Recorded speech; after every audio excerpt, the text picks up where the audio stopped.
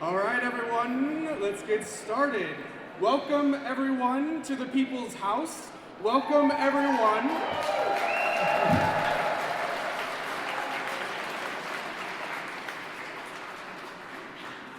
Welcome, everyone, to the rally to defend Montana's Constitution.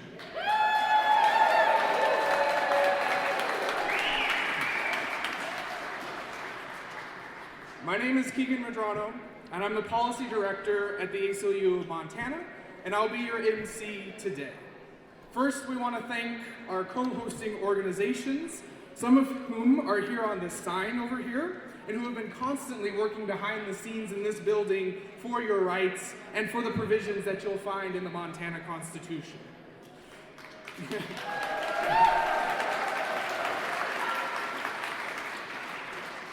We have a wonderful lineup of speakers today who have crafted, who have assessed, and who live the Montana Constitution.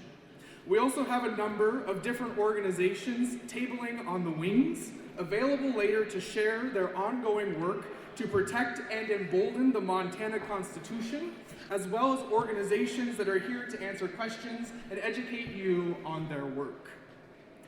The Montana Constitution is the foundation, is the earth with which this building and the people within it sprout forth. It is from this earth that we cultivate our Montana. But as many of us know, when you overtill the land, you sully the earth and destroy that which you seek to create. What is happening right now in Montana is that effort to overtill. What is happening right now is a flagrant disregard for the existing provisions of the Constitution and a craven effort to impose their most unpopular ideas into our document.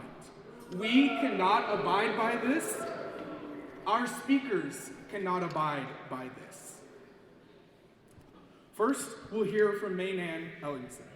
At 24 years old, Mae Nan was the youngest delegate to the 1972 Constitutional Convention. After the convention, she became a lawyer and worked for 33 years at Dorsey & Whitney LLP. She retired in 2013, but has continued to do pro bono work for nonprofit organizations. Mae Nan is active in many communities,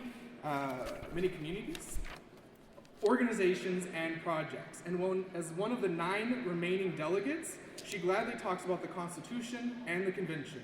Everyone, let's welcome Mae Nan.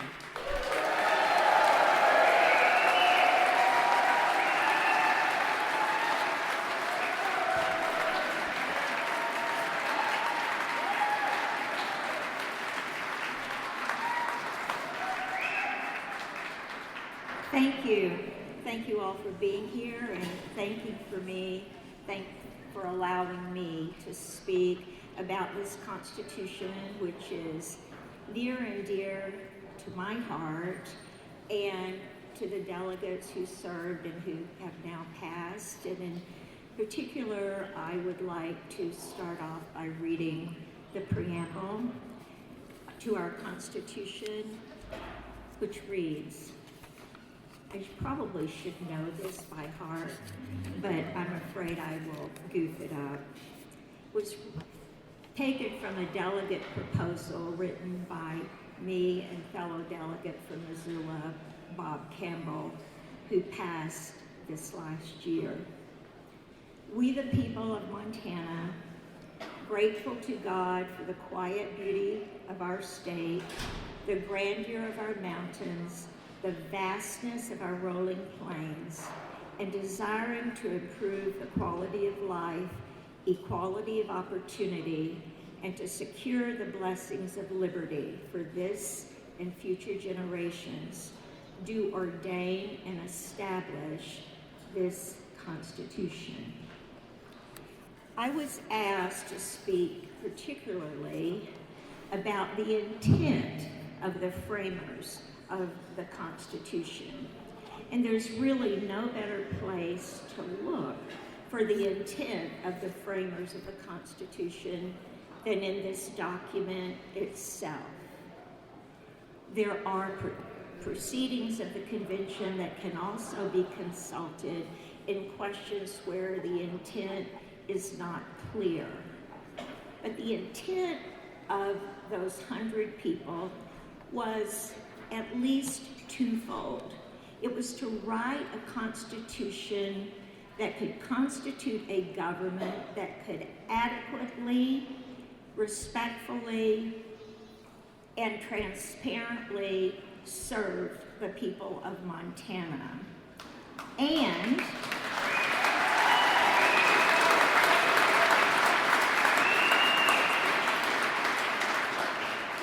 at the same time, to create a Bill of Rights that will protect those citizens of Montana from the excesses of the government that we created. I think it has been and is a good balance of protecting rights and creating a government that can effectively govern our state. You probably know that the state has the strongest Declaration of Rights of any state constitution, and you'll hear a little bit more about that from the speakers that follow me. I'm going to focus more on the structure of the Constitution itself and why we are here today. A little history will help. The primary purpose of that 1889 Constitution was not to create a government that would work well for the state of Montana.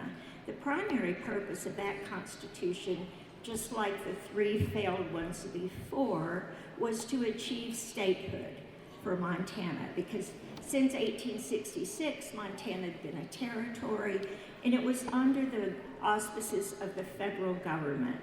The powers that be in Montana in 1884 and 1889, which were largely the timber interest and the mining interest, wanted away from the federal control.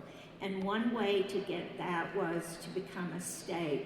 The 1889 Constitution was passed by, there were only 2,000 votes against it. So eager was our state for statehood.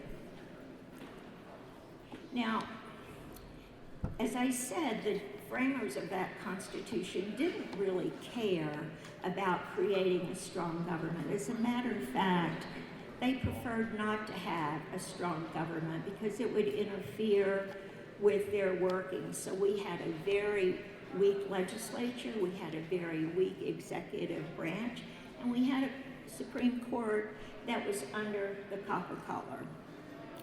In 1947, an author wrote in a magazine called Inside the USA that Anaconda, a company aptly named, has a constrictor-like grip on much that goes on, and Montana is the nearest thing to a colony than any American state. 10 years later, Anaconda Company still owned most of the newspapers. And there was an article in The Economist that noted in 1957, Montana newspaper readers were worse informed about their own affairs than the inhabitants of any other state. That was in 1957.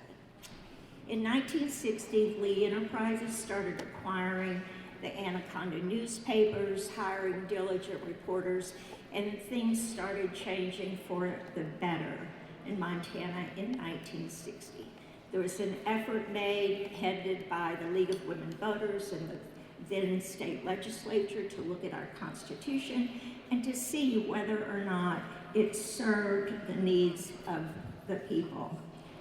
That question was submitted to the voters, and the voters overwhelmingly approved the calling of a new constitutional convention. The 100 delegates that were elected to write this Constitution out of the 515 people who filed statewide had nothing in common with the 75 delegates who wrote the 1889 Constitution.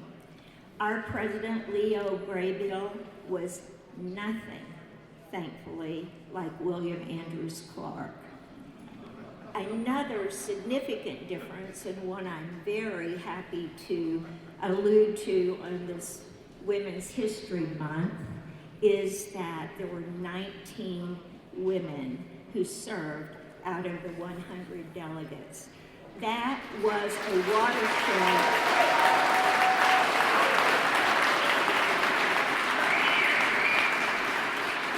That was a watershed moment for women in politics, in government in Montana. The fact that sitting legislators could not run for the Constitutional Convention contributed in part to the election of so many women. But that also, the fact that they couldn't run, had another very, very salutary effect. And that is the existence of relationships between lobbyists and incumbent legislators was broken. The corporate lobbyists did not have immediate allies within the Constitutional Convention. In fact, lobbyists were barred from the floor, and for the first time ever, lobbyists were required to disclose financial matters, their financial expenditures. That did not happen on the legislative level until 1980. What did we do and how did we achieve this Constitution? With the political parties taking no positions on what should be in the Constitution, the weakened role of the corporate lobbyists, the delegates were free to exercise their conscience, to exercise their judgment, to take requests and orders and testimony from their constituents, and to vote their conscience for what was in the best interest of the state of Montana. We made a constitution that belonged to the people, and as the opening phrase so aptly states, it's we the people's Constitution. We did not create a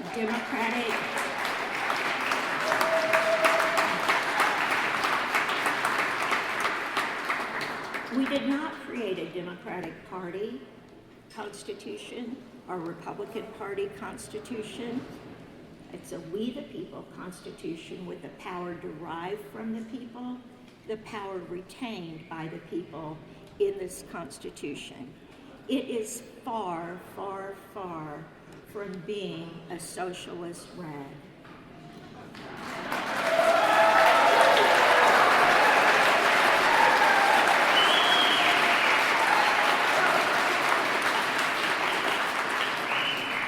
Truthfully, it's a pretty traditional document in many ways, particularly in the sense that we took the three separate branches of government, tried to make them more equal, accountable, with checks and balances and separation of powers.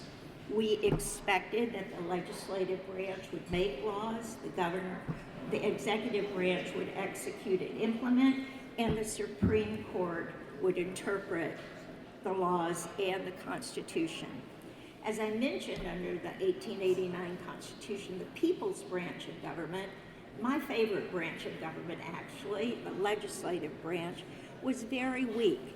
They met every other year for 60 days. They could never get their business done. They would have to put a piece of cloth over the clocks to keep from time running out at the very end. They had no ability to have staff. They had no interim committees. We significantly enhanced in the role of the legislative body, the people's branch. We provided for annual sessions. It's much to my disappointment now that the legislature is somewhat weakened, I think, by going back to biennial sessions and by term limits.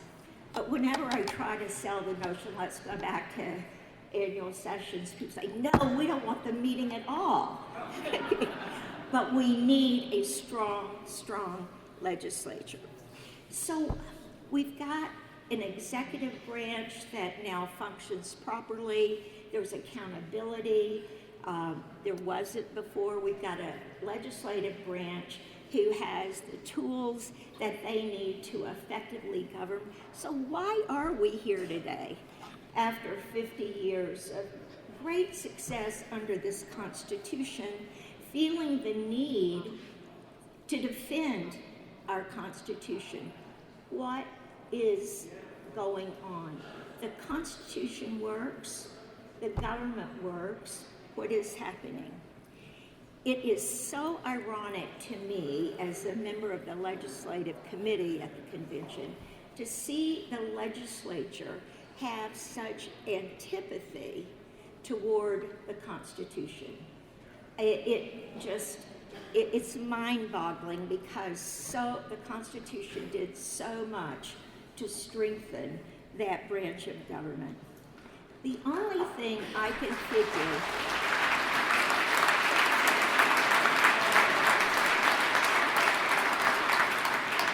I think we've all heard the notion that power corrupts. And I wonder if that's at play here. It seems to me that the legislature, duly elected as they are, think they are the supreme branch of government. And they do not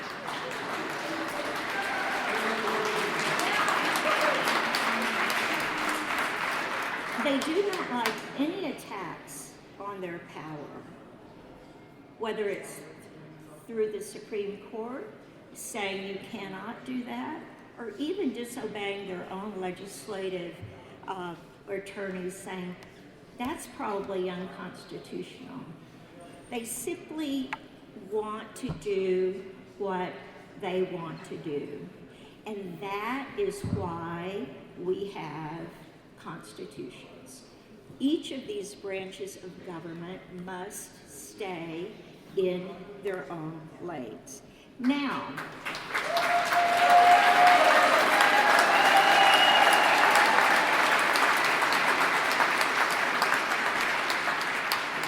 it seems to me that the legislature has declared war on the Supreme Court. They want to punish it by increasing their workload, reducing the number from 7 to 5. They call them in on all kinds of subpoenas, and they want to make it more in their shade. They want to make it more political and more partisan. We, the people, all of you, can stop that. This Constitution clearly gives the legislature the right and the authority to propose amendments to this Constitution. They are implementing their rights under this Constitution if they can get 100 votes of their members to submit to us, the people, a change in this Constitution. They can't do it alone, and that's why your being here is so important. Any amendment, any proposed amendment that makes it through this legislature will be on the general ballot in 2024. You, the people, approve this Constitution, and you, the people, are the only ones that can change that. Don't despair if an amendment or two gets through. In fact, I would rather they propose an amendment to the Constitution that says the right of privacy doesn't extend to a woman's right to choose. I would rather them do that and let the people decide, rather than them trying to change for the future the makeup of the Supreme Court.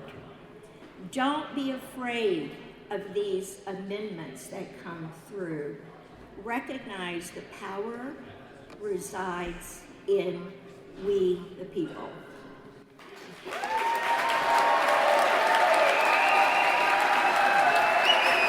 Thank you, Mae Nan.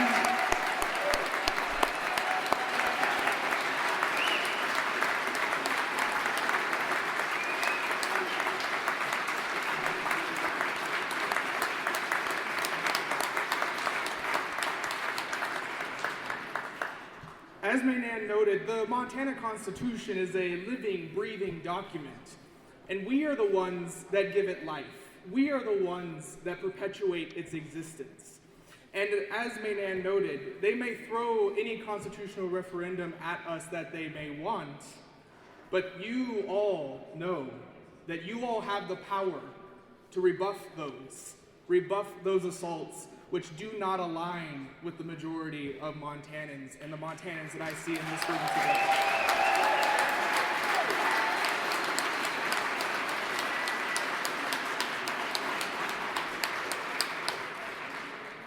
Our 1972 Constitutional Convention delegates understood, as Mae Nan noted, how wealthy and out-of-state interests have in the past attempted to capture Montana for themselves.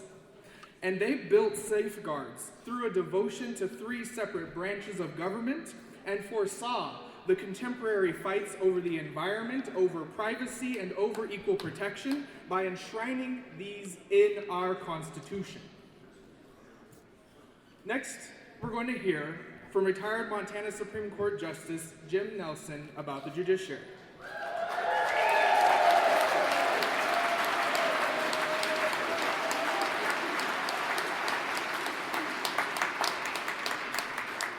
Jim served as a justice from May of 1993 up until January of 2013. Prior to serving on the court, Jim engaged in general practice of law and cut bake for 20 years. Additionally, he served as Glacier County attorney and prosecutor for 14 of those years.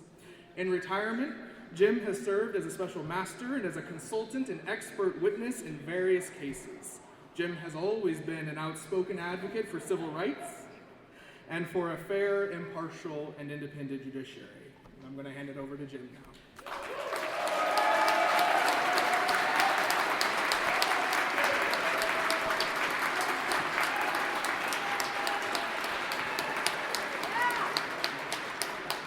Thank you, and thank you all for being here in this very inclement weather. Let me start by asking you some questions, and I want to hear your answers loud enough that they can hear it on the next floor up, and down the hall, and across the street. When you or your organization goes to court to enforce your rights, do you want a court that's under the thumb of the legislature, the governor, or the attorney general?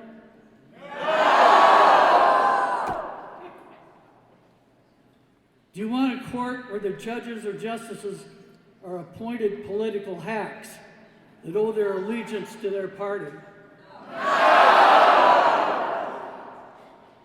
Do you want a court where a judge and a justice's decision is based on partisan or religious ideology instead of the rule of law? Do you want a court that disrespects precedent and our Constitution? Well, neither do I.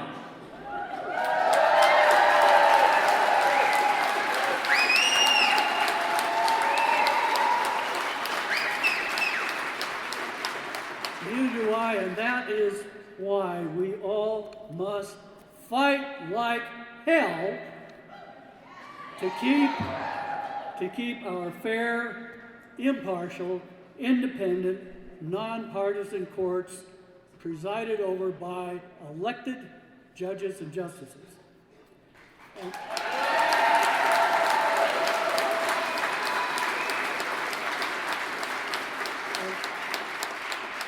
And make no mistake, this challenge is and will continue to be a fight. Indeed, a fight to the death against the jihad focused on our third branch of government, a war perpetrated by the supermajority Freedom Caucus, legislature, the governor, and the attorney general.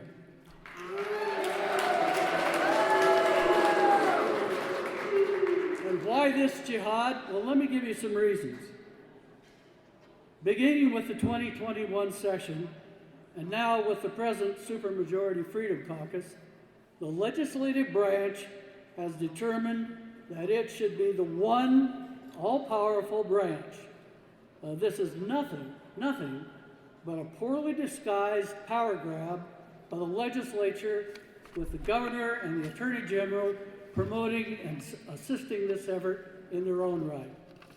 This power grab requires that there must be a weak, compliant court system, and the weakening or elimination of our Constitution's requirements for separation of powers, checks and balances, and the separation of church and state.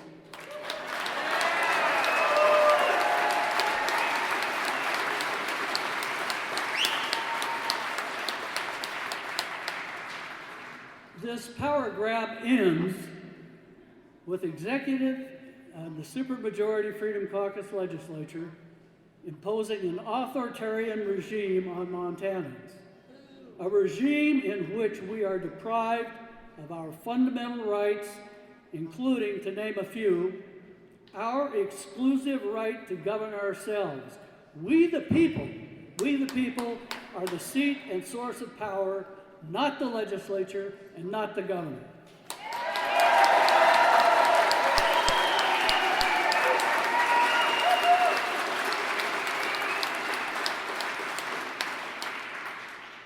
We're probably going to lose our inalienable rights to a clean and healthful environment,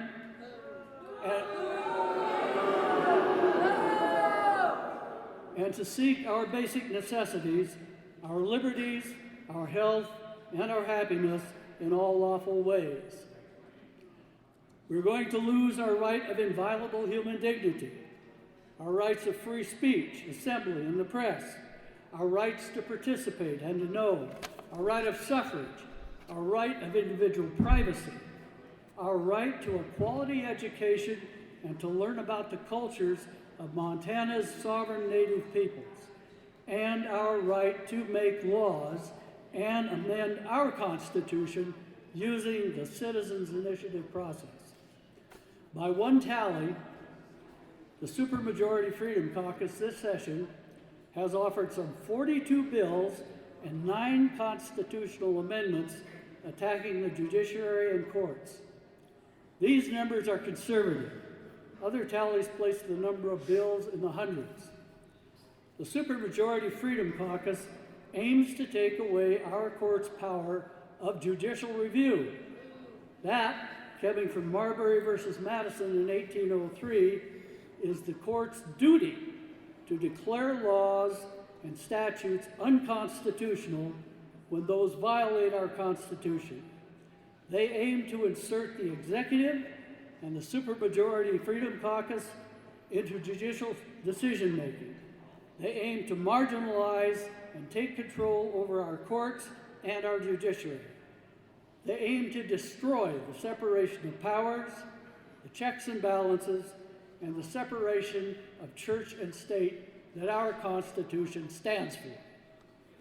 They aim to weaken and demonize our elected nonpartisan judges and justices, and instead stack the judiciary with their own hand-picked, appointed partisan flunkies.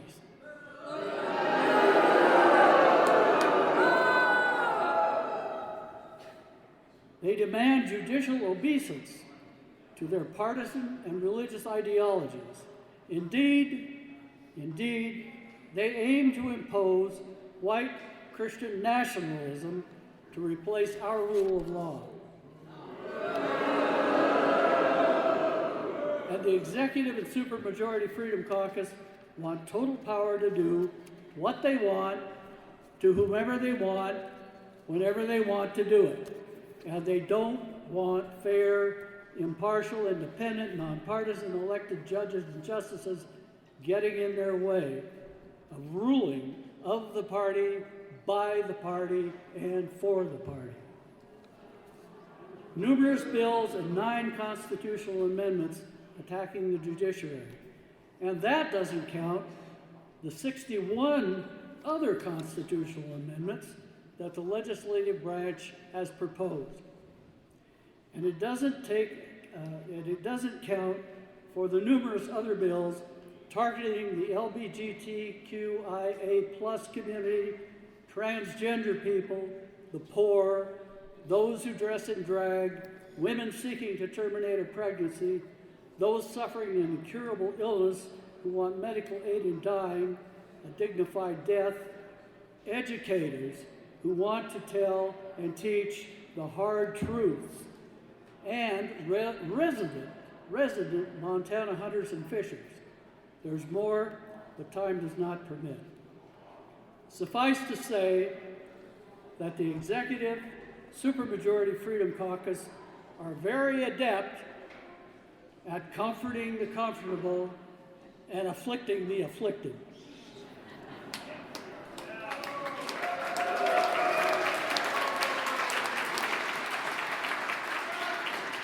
So, my friends, the battle has been joined. Each of us must do our part.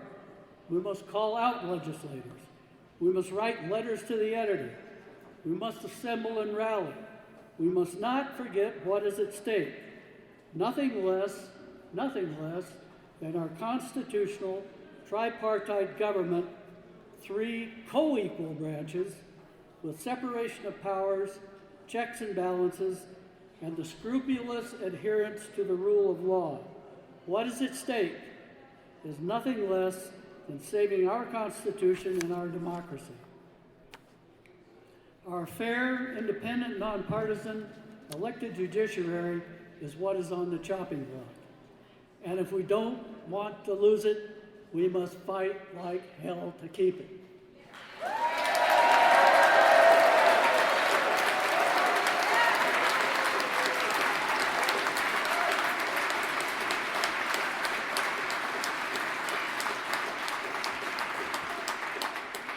And if you have any doubts in that regard, know this, that our courts, our judges, our justices, and our Constitution are the only thing standing between we the people and the tyranny of the majority.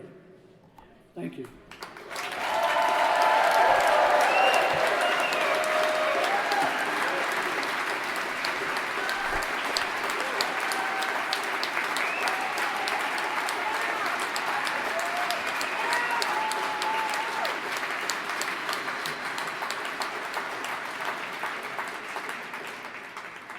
Thank you, Jim. Another vital right that we have here in Montana is our free and open elections. We have Perez, the Deputy Director of Western Native Voice, to speak to us today about voting rights. Let's welcome Taheen to the podium.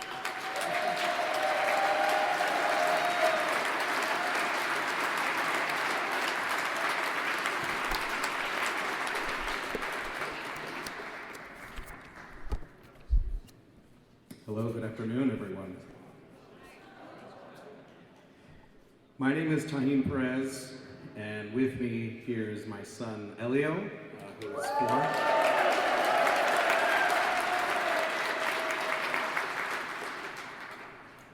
So Elio and I are both Tutunaku, which are our people, Elio and my people, for long before recorded history, have lived on land that stretched from coastal Veracruz in Mexico to the highland areas of Puebla. So today we have assembled on land stewarded and occupied since time immemorial by various tribes, including the Amskapi Pekani and the Salish people. Many of us here, including myself, as I just explained, are guests on these lands, and we cannot forget that. To that end, my conversation with you all today about the Montana Constitution cannot ignore these and other Indigenous people. In fact, if someone were to take a deep dive into the documents related to the 1972 Constitutional Convention, in particular the Roeder and Neely pamphlets, it's clear that a, quote, Indian problem existed in the minds of at least some convention delegates. This Indian problem is not what you may initially think, or what history has called an Indian problem. The Indian problem was about acknowledging and attempting to address the harms felt by Indigenous people, Montana's Indigenous people, from colonization, assimilation, termination, and failed extermination. To that, their solution is Article 2, Section 4 of our Montana Constitution. Article 2, Section 4 does something incredibly special. And I think one of the previous speakers may have put it a little too lightly, that it is a typical document. This document, our Constitution, is a special document. Article 2, of course, is the Declaration of Rights. And Section 4 begins, quote, "The dignity of the human being is inviolable, unviolable."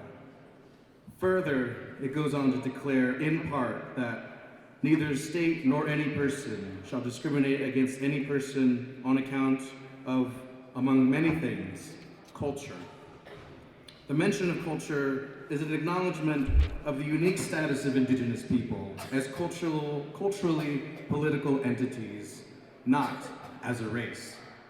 A distinction that is as important as it is misunderstood. The Montana Constitution, as we see with Article 2, Section 4, is an uncommon attempt at an accountable government. Accountability. That word is never more important than it is today. Right now.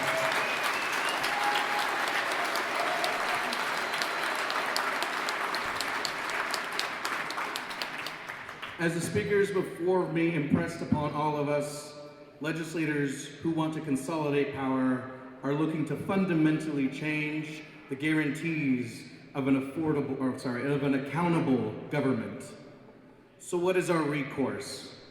We, the people, those of us gathered here and many of those who are in our communities, in our families, in our friendship groups back home, hold the power and responsibility of keeping our elected representatives and senators accountable to the impact of their decisions, the impact of their votes. Our vote on Election Day is how we do that, especially when we can vote without oppressive government overregulation of our free and secure elections.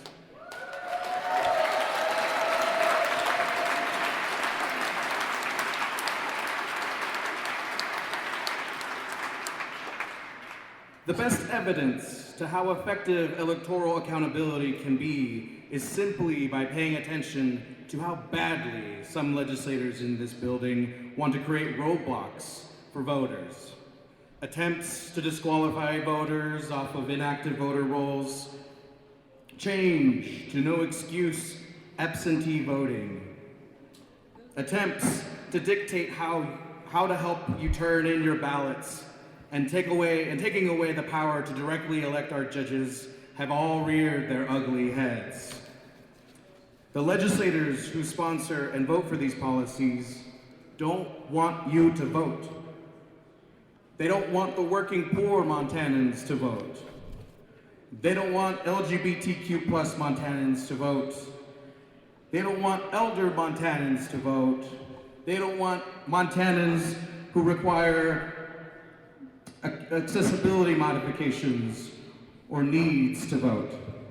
They don't want Montanans at our colleges and universities to vote. They don't want our organized brothers and sisters to vote.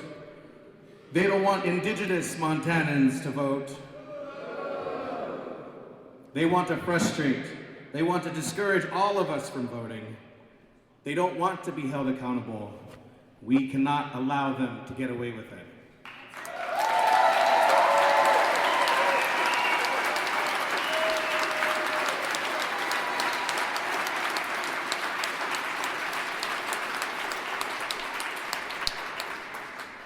And when our accountability votes fail to stymie the anti-constitutional radicals who threaten our right to vote in the way we want to vote, that threaten our ability to directly vote for our judges, that want to inject blind and destructive partisanship in our independent judiciary, then it is our obligation to show up and remind them that we are watching.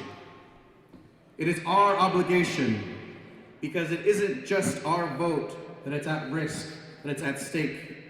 Our rights are at risk. Our dignity is at risk.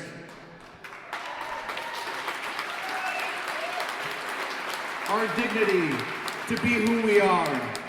Our dignity to love who we love. Our dignity to live our distinct cultures. Our dignity as Montanans are all at risk. I must ask you now, will we allow these efforts to go uncontested? No! Will we stand idly by while our Constitution is undermined? No! Will we compromise on our dignity? No! Our vote is sacred, our dignity is sacred, and we'll fight like hell to protect them both. Thank you very much.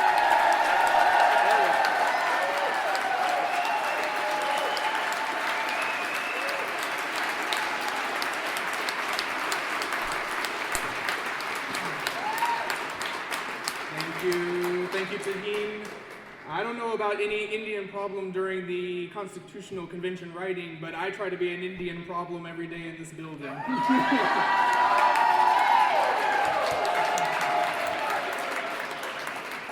Next up, we have Representative Howell from House District 95.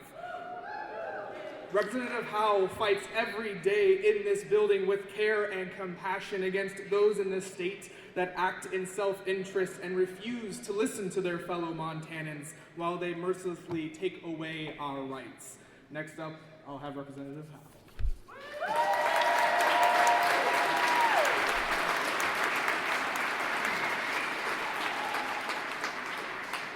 Good afternoon, everyone. It's so nice to see you all here. Like Keegan said, I'm S.J. Howell. I represent House District 95 in Missoula, and I am proud to be here with you today, representing you here in the People's House, and I am proud to come to work every day and fight to protect and defend the Constitution.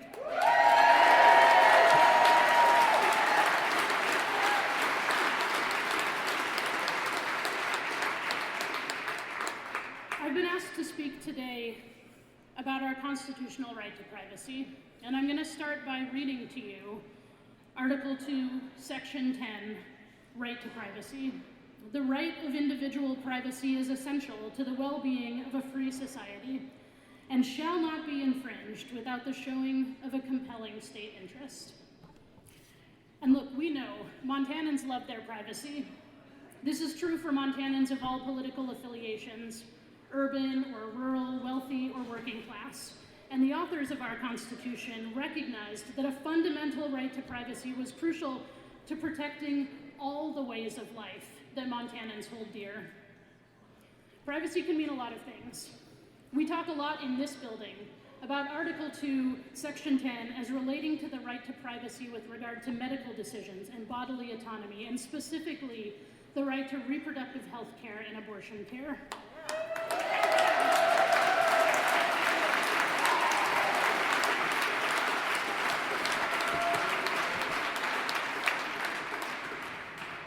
And truly, our choices about our bodies, about what care we receive, about how and when to start families, I can't think of much that's more personal and deserving of privacy than that.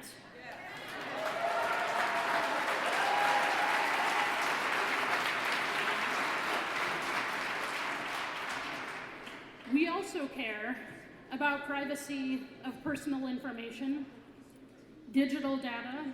We care about the freedom of movement and association free from surveillance. We care about protection from illegal search and seizure. We believe that privacy allows us to be who we want to be, to dress how we want to be, to marry who we want to marry, to worship as we see fit.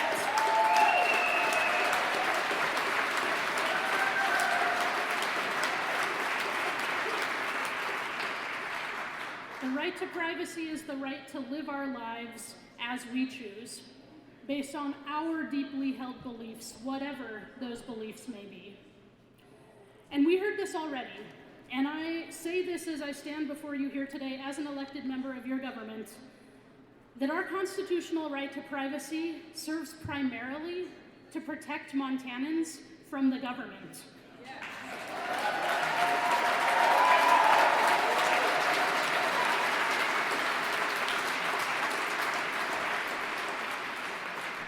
This isn't a new idea. In 1957, in State v. Aronson, the court said, and I'll quote, "The state constitution is a limitation upon the power of the legislature, and not a grant of power to that body. Government should not be in the business of telling people what healthcare they can access, whether they can use birth control or seek gender-affirming care. Government should not be in the business of mining online data and using that data to criminalize people. Government should not be in the business of telling people whether or not they can seek abortion care or any type of reproductive care in consultation with their family and their doctors."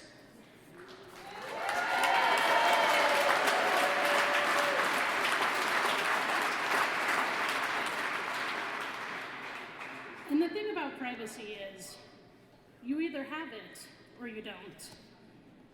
We can't have partial privacy, or privacy for some people but not others. We can't draw a line and say these healthcare decisions can be private but these ones can't. Because the very act of legislating who gets what privacy is itself a government intrusion. And it is almost always based not on a compelling state interest, but on politics. And not the good kind of politics. Not the politics that fixes a problem or builds something, but the politics that scapegoats a set of people for political gain. I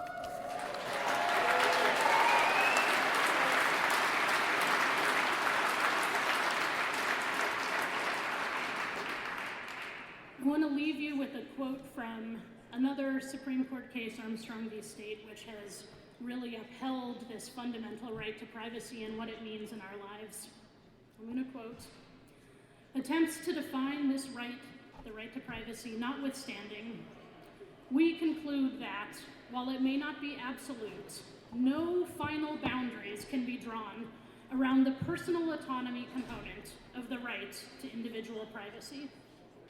It is, at one and the same time, as narrow as is necessary to protect against a specific unlawful infringement of individual dignity and personal autonomy by the government, and as broad as are the state's ever innovative attempts to dictate matters of conscience, to define individual values, and to condemn those found to be socially repugnant or politically unpopular." So I will leave you with this thought. As zealously as the Constitution protects us, we must in turn protect the Constitution. Piecemeal amendments are both dangerous and short-sighted. It is true that the Constitution is a living document, and we can and should consider the precious few instances when changes and updates are warranted. But to line up a list of amendments based largely on the political moment that we are in, that is something that we can and will resist. Here in the People's House, at the ballot box, and in the streets.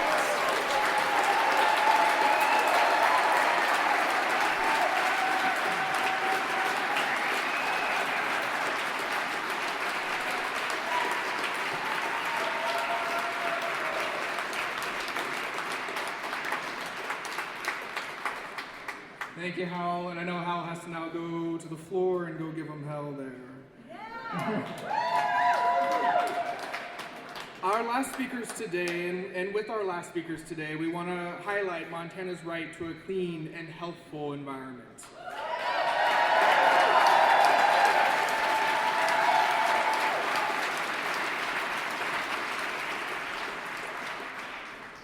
And they have incredibly personal connections to this right. These two people are a part of a landmark case, Held v. Montana, in which 16 young people from across the state of Montana has filed their constitutional climate lawsuit against the state of Montana.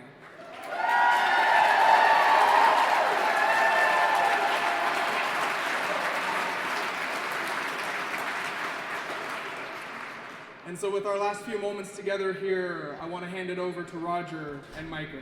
Thank you. Thank you, Keegan. What a great honor to be here with you today. Championed by Mae Nan Ellingson, our Constitution starts with a covenant between generations. You heard that beautiful prayer that Mae Nan and Bob crafted 50 years ago. For this and future generations did they ordain and establish our Constitution. This solemn commitment to future generations is part of the fabric of fundamental rights woven into our Constitution, including the mandate that, and I'm quoting, "The state and each person shall maintain and improve a clean and healthful environment in Montana for present and future generations."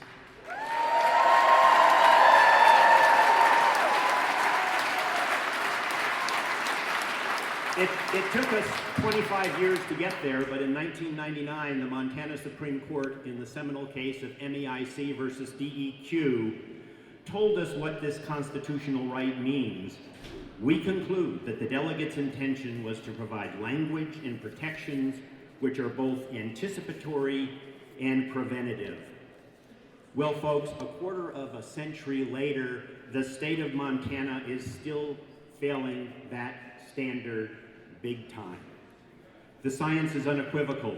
Climate disruption is primarily caused from the extraction and burning of fossil fuels, and Montana's vast coal reserves exceed those of any other state. And so Montana is responsible for the release of globally significant greenhouse gases, which contribute to a host of impacts which we have all experienced. The weird weather, which can cause increasing temperatures, more frequent and more extreme drought, wildfires, diminished stream flows, or torrential downpours and flooding, along with impacts especially to children. Atmospheric science instructs that the CO2 emitted by the activity of today persists in the atmosphere for hundreds of years, meaning that today's children and future generations will disproportionately bear the harm from our present-day emissions. This deeply troubling moral dimension to the climate crisis is why our children's right to a sustainable future is a matter of intergenerational justice.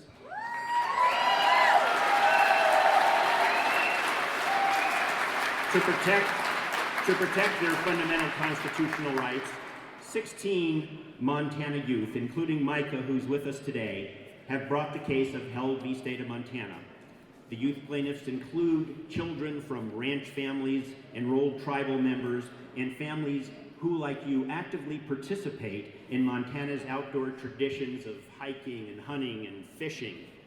The youth plaintiffs, and therefore, our nation's first constitutional climate trial begins June 12th here in Helena. The youth plaintiffs will prove that conduct by the state has resulted in a fossil fuel energy system that causes dangerous levels of greenhouse gas pollution that contribute to the climate crisis and that violate the youth's fundamental constitutional right to a clean and healthful environment.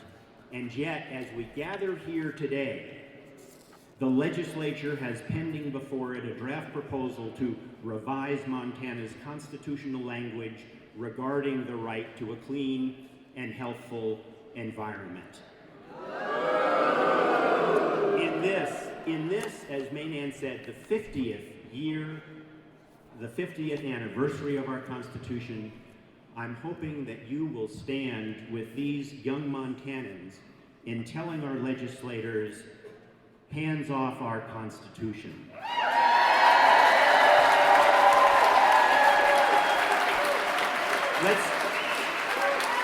Let's hear it one more time. What do you want our legislators to know? Hands off our Constitution. Thank you. And now it's my honor to turn the podium over to one of the youth plaintiffs, Mica.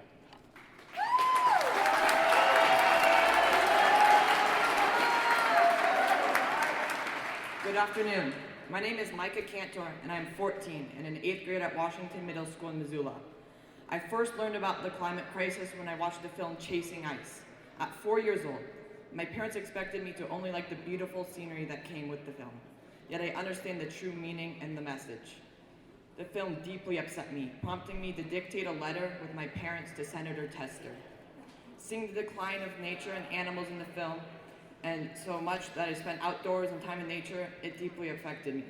Since I was little, I've always gone on hikes, backpacking trips, bike rides, snowboarding, and runs.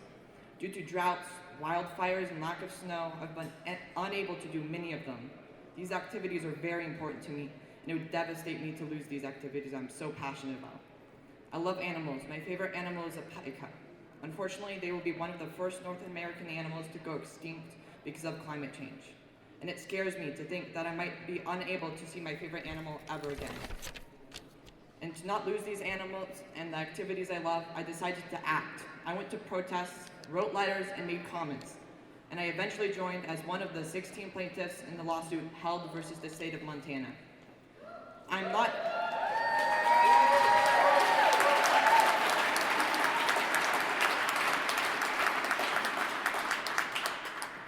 not old enough to vote, so sometimes it is hard for me to feel like my voice is being heard. We need to do more. Voting is important, but even if I could vote, that is not enough. And I felt that the lawsuit was the best way for me to make an impact.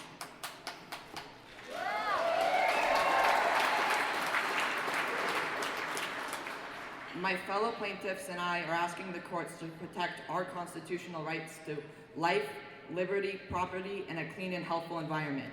Our state constitution is an enforceable legal document that gives power back to the people and guarantees all Montanans a variety of individual and collective rights and freedoms. That's why I'm here today, because Montana continues to cause harm by promoting energy policy that is damaging its citizens and environment in violation of our constitutional rights. Despite knowing about climate change and its detrimental effects for decades, the state of Montana has decided to ignore it for profit. But we have to ask ourselves if it is worth it. Is it worth it to lose the things we love? Is it worth it to lose the places that we relish? Is it worth it? All in order for more profit.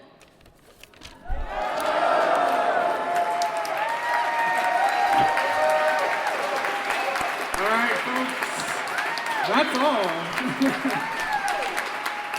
So there's information on both of the wings. The Senate is about to hear one of the most egregious anti-LGBT bills. If you want to go to the gallery, do it now. They are starting deliberation on SB 458. Thank you all for coming. Have a good rest of your day and safe travels.